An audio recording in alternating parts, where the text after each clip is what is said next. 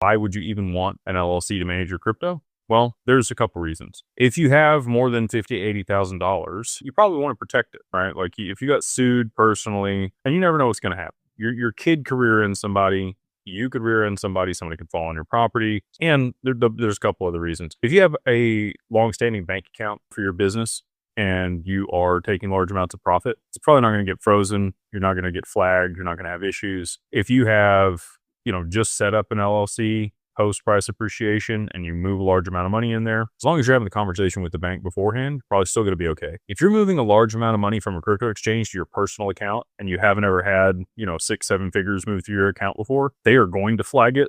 They might even debank you and they will hold that money for weeks until they send you a check. The other thing I would say about the operating agreement that we do very different than other people is we have specific considerations and language around digital assets in the operating agreement, the security of it, governance around it, the legal component there in Wyoming. There's legislation that's very beneficial for digital assets.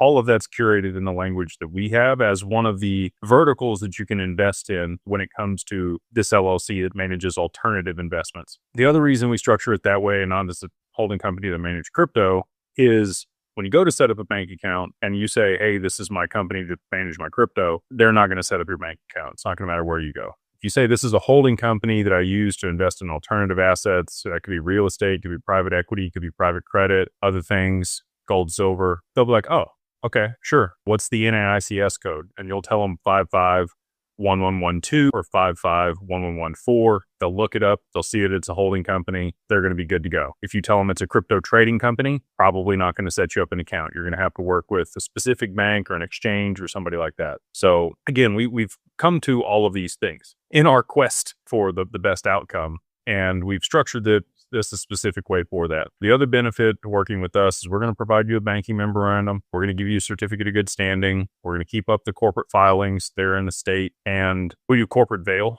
also. So if you want to work with us on it, you can go to digitalfamilyoffice.io and use the code 50OFF, 50OFF, LLC. Get you everything I just talked about: EIN, articles of organization, registered agent, certificate of good standing, banking memorandum, template for the operating agreement, and the corporate veil service for the whole year for $2,000 if you use that code.